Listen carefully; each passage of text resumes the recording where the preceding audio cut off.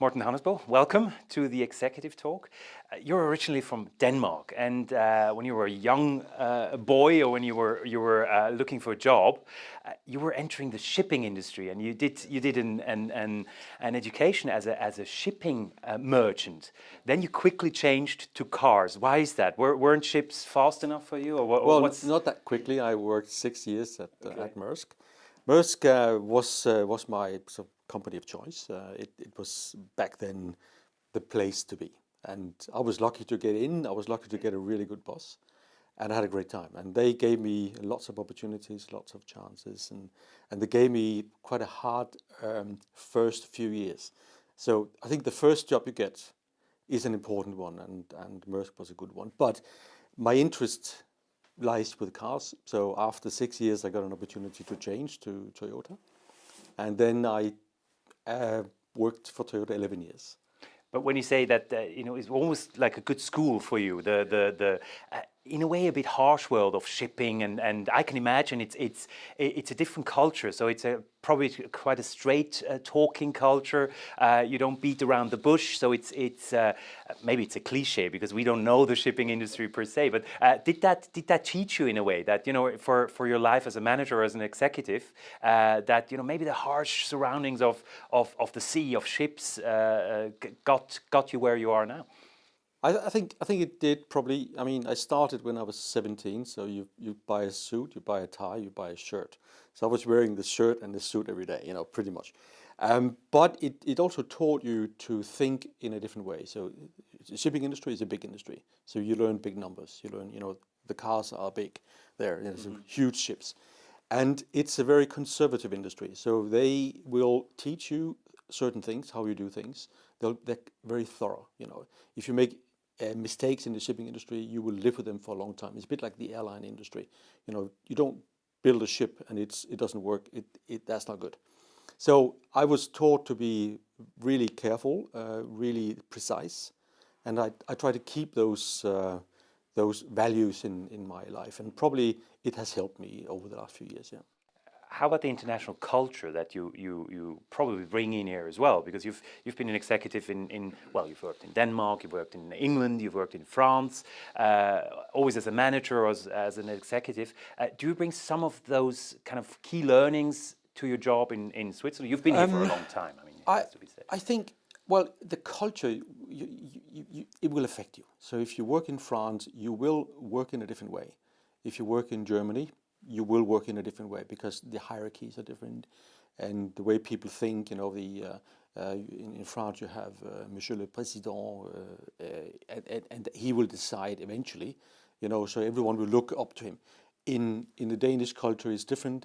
I think in Switzerland it is also different. You don't have the hierarchies. In Germany, you certainly have them. In the Anglo-Saxon culture, you have less hierarchies, but you still have the elite. So every country, every culture is different. So when you try to work in those cultures, you will pick up something, and in the end, you will become a mixture of those. And I think I am a mixture of those cultures, and I try to adapt. And I feel really well in Switzerland because this is an international country. I mean, there's no country where you have so many international managers and so many big companies relative to the size of the country. However, the employees, they stay Swiss, or most of them are Swiss. If you compare your experiences in those different countries and with those different cultures, maybe, is it easier to be a boss here? Yes and no. I think there is a built-in respect. If you are a manager in a large company like AMAG, I think the employees, they have a certain respect. So this is sometimes helpful, sometimes it's probably less helpful. In Switzerland, most managers have I think they have a comfortable life, but the price you pay for that is that you are extremely visible in the Swiss industry. So being a manager here, you can't hide. So there's no. I mean, in England, I was running a big company bigger than AMAG, but no one cared. In Switzerland, I think people care. And if I make a mistake, I'll be in the newspapers the next day.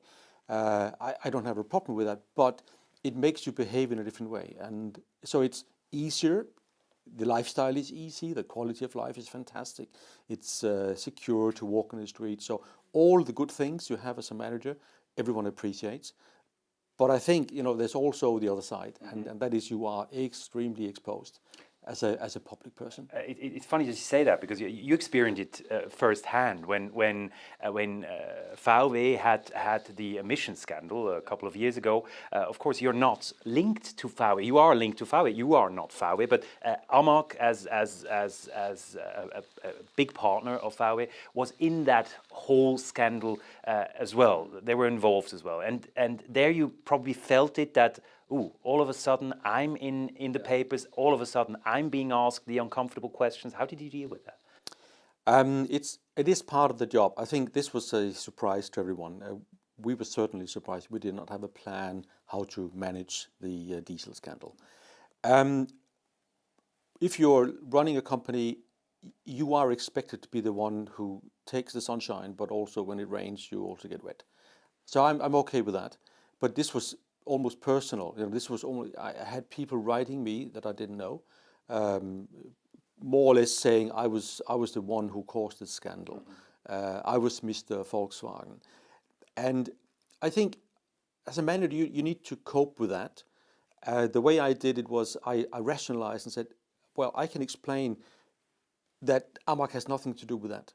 And I can explain it to my staff, I can explain it to my friends, and to the press, and people will understand it. But you need to get the platform, you need to get the stage to explain it. So we worked on that. We worked on communicating transparently in a clear way. And I think after a couple of months, we probably got out pretty well. And looking back at that time, it was a really tough time. For about 2 months, I hardly slept. This was like 4 hours per day. And you wake up at 5 o'clock, you already have another 200 emails. So this was a really tough wake-up call. And everyone learned. And what I also really found out was that you have a team, when they are exposed to this kind of pressure, they stand up and they walk tall, and they did an excellent job. Everyone was focused. We had a few months of extreme pressure, but the company got through that. And I think this was a really good test and a good experience for me to see what the people can actually do. Isn't that the weird thing about crisis management, that you never really know how it is until you have a crisis, and then people have to stand up or not, right? I think it's good to have a crisis now and then. This was a bigger one than I wished for, and I don't want that to happen again. I think we saw that even the biggest company, the strongest company, can be brought to a fall much faster than one thinks. This was within a week. The company, the stock price dropped, the CEO stepped down, there was a vacuum, they were speechless. Volkswagen was speechless for about 2 months. The press officer left in the middle of the biggest crisis. So you almost had to fill that gap. Every country had to fill that, and we had instructions from Volkswagen not to go public, not to say anything. We ignored that and said this is not the way you can manage the press, and we just ignored it and said what you're saying, we're not going to respect that. We are a private company, and we have an obligation to our customers and to our partners to handle this crisis, and we did. And in hindsight, this was the better decision, I think. And that's a striking thing about it. That and you said it yourself. We had to pretty much decide ourselves how we're going to face it. You got a lot of praise back then, because you were always quite honest. You were always very outspoken about it. You even criticized Volkswagen for what they did. That is not an easy thing, because as I said, they're a big partner. They're a big client. Were you never in a kind of a dilemma where you said, business-wise, maybe I shouldn't be so outspoken about it? Okay, I'm running a private company. We're not on the stock exchange, so that helps in that regard. It really helps. I also think it's part of the way I work. It's not enough to do things right. You have to do the right thing as well. And this was doing the right thing. This was my personal opinion, but also reflects the opinion of the company. And here is some. These things happen. For the customer, someone caused this, and our job was to give the customer a solution where the customer said, okay, I will forgive my Volkswagen partner, and I'm happy to consider buying another Volkswagen. That was our aim, and that's how we set up the whole, I would say, the whole campaign, you know, how we communicated. And this was an overnight exercise. You know, we did not see this crisis coming, and all of a sudden, I was on television on a Saturday afternoon. I was out cycling around the lake, and I had to rush into the office, borrow a tie and a shirt, and get on television. So, but this is, when you look back, it was great fun. You know, at the time I was under pressure. A little bit less.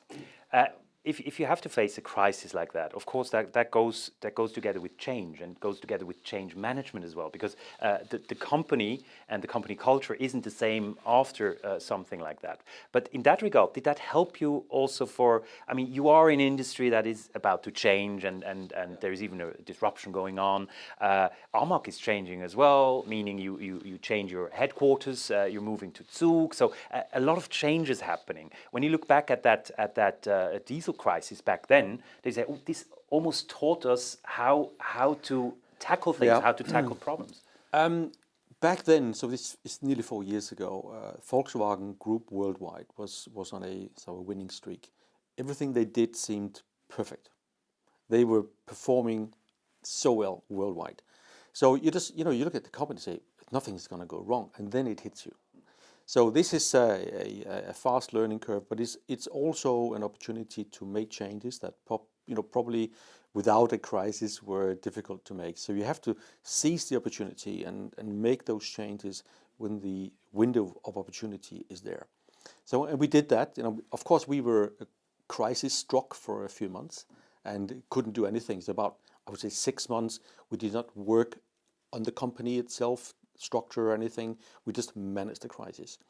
But after that, in the spring of 2016, we started changing the company, looking to the future, how we think AMAG should look in the future. And we created what we called New AMAG, and we spent another year thinking through all the details.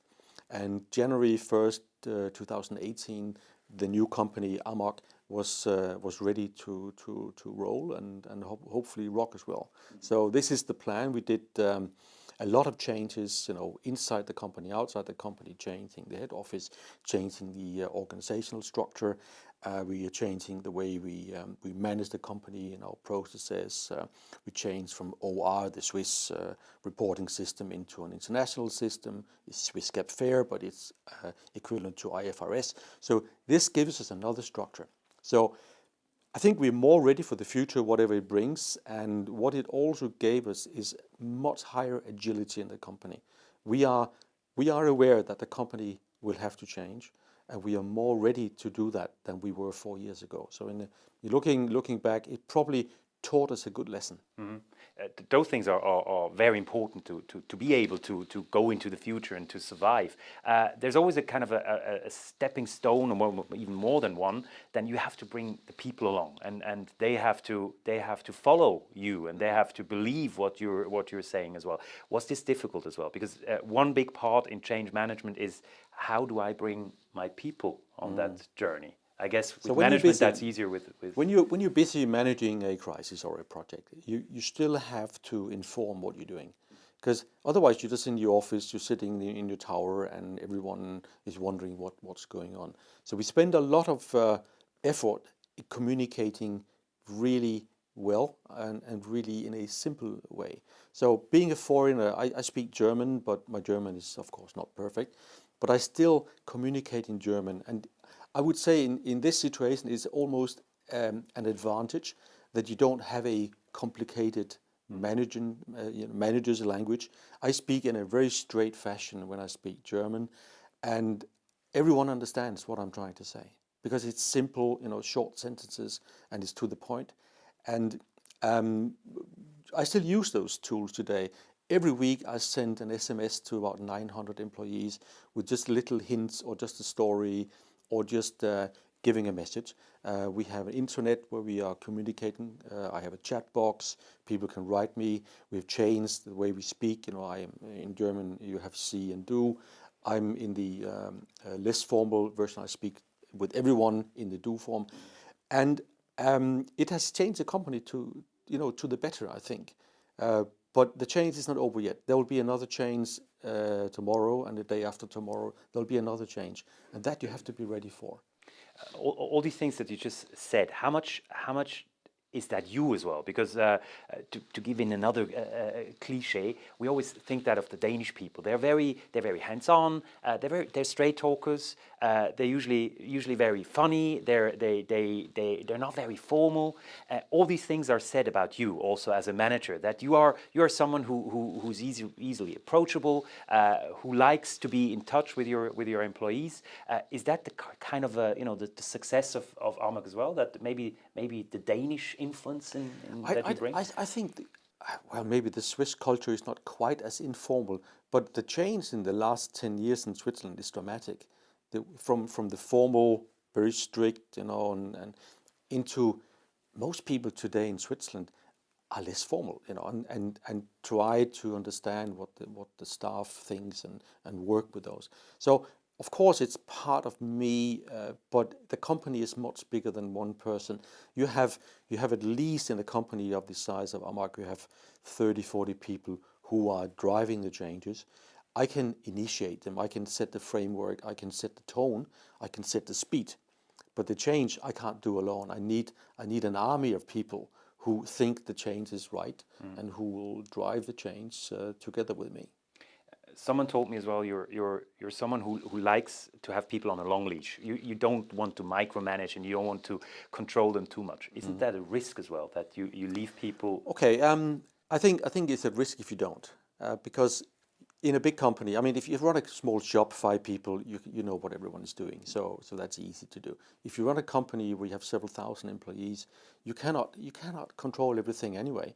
You need to set the framework. You need to decide what is okay, what is not okay. So your values need to be clear, and you need to set the tone. And if you're not happy, if I'm not happy, even though I'm probably what people call a nice guy, but I can be a really nasty guy as well. If I'm not happy, people will feel it very quickly, and it's not nice, So it's, you don't have to be, I would say, it's sloppy or not clear. You can really also give a long leash and still control things, but you need to set the tone and set the scene. Are you ambitious? Because when I read about you, it's always about your other endeavors as well. You're extremely sporty, so you're almost always on the bike. You do crazy competitions going around Switzerland and all through the mountains and 1,000 kilometers. You're skiing a lot. You're very active, and I thought, isn't that some kind of image as well for the businessman, Morten Hannesbo, that you are ambitious, you are competitive? Maybe? I think you have to be competitive, but for me it's not about the competition. I mean, I'm 56, I'm not going to win the competition anyway, maybe for old boys, but for me it's about the balance. It's about the balance between work, family, and my body, my well-being. You have an obligation as a manager. I think you need to stay as fit as you can. You need to be healthy, as healthy as one can be, and you need to be ready. And for me, if I'm fit, I can do a better job. If I do a better job, I have more opportunities. If I have more opportunities, I can better manage my family and manage my life. So for me, it's the balance between those 3. So my body, my family, and my work. And sport is an important thing for me because it keeps me alert. It keeps me fit. And I saw in the diesel crisis, I was able to work for at least 2 months under a pressure where a lot of people would not be able to do that. And if you're not fit, you can't do that. So I see it as an obligation as well. The other thing, or the other side of the medal, is as they often say with the CEOs, executives who are doing a lot of sports, for example, that they're so ambitious or competitive. There's never enough. There's something they call the Mount Everest factor, I think, that you always want to go higher, you always want to do more. Do you see that risk in you as well, or do you know your limits in a way as well? I think I know my limits. I think I have but others can better judge than me, but I think I have a good balance between being ambitious but also being realistic. So there's a limit to what you can do as a person. There's a limit as to what you can do as a company. Certainly also as how fast you can do it. I think if you set your plan, I used to run marathons. I used to do really long distance cycling. So everyone can do that if you plan well. So for a company can achieve a lot of things if they plan well and if they stay at it. If you don't give up, you don't change your strategy every day. You just keep training. Keep making an effort, putting the right people in place. I think there's very little limit actually as to what you can do, but you should not be too ambitious, because that can actually be really harmful to your team and to people as well. Final questions about that change that's going on. That change, we can see it in your industry as well, in the car industry, and we cannot have that interview without asking you, where do you see that industry going? Where do you see AMAG in that changing industry? I mean, we speak a lot about e-mobility, e-cars coming. They're not here yet that much, but experts say in the next 5, 10, 15 years, a lot of things are going to change. Do you agree? And secondly, where do you see your company in that? So I do agree. I think you look back in the last 50 years, very little changed. So the car have become much better, much advanced, more advanced than it used to be.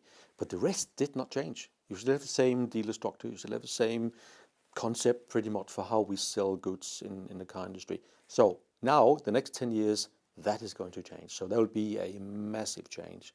So the dealers, we know them today, small dealers in every valley, they will have to play a different role. They will not be able to continue being small dealers as they are today. So this is good and sad in a way, but that's change. The industry will have a technological change. There will be much more electrical vehicles, simply because it makes sense. They are cheaper, they are better, they have less maintenance cost, they are to some extent also environmentally better. So there will be a good reason to change to electric vehicle, let's say in a very short time from now, 2 years, 5 years, 10 years. So the next change will be autonomous driving. It will be much more intelligent vehicles. It will be the way we link different modes of transportation, micro-transportation, cars, buses, public transportation, air transportation. So all of these things will have to come together, because we need to use our resources better, our time better. And that is going to happen over the next decade or two. So that is exciting. Where will AMAG be in this change? We will try to play an important role in the Swiss market.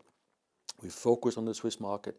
We will try to use our assets, our strengths, to play an important role in the Swiss industry, to link our parking facilities, our Europcar know-how in how we do car sharing. Car sharing is also car rental. We probably tend to forget that.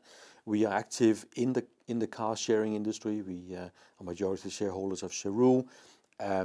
So there's a lot of changes happening. The connected car, we have formed a company with Swisscom called AutoSense, where we will connect cars so that the customer will get a benefit. He will know what is happening with his car. He can look on his iPhone and see how is my car, is the battery okay, is the car stolen, And the partner, the garage, can also write him an email or push message that you have a problem with your car. And there will be a whole ecosystem around it. Does this mean it's going to be less selling, more service, more technology, or in that regard? Certainly more technology. I don't think less selling, but selling in a different way. So more advising, more consulting, more flexibility in the way we give mobility solutions. Tomorrow, I don't think everyone will own a car or 2 cars. Maybe you own one, but the second car you have on demand. And the changes will happen, but it's still the popcorn, metaphor. It's still nothing is happening. We're just cooking the popcorn, and all of a sudden it will happen, and we will be very surprised. Morten Hannesbo, thank you very much. Thank you.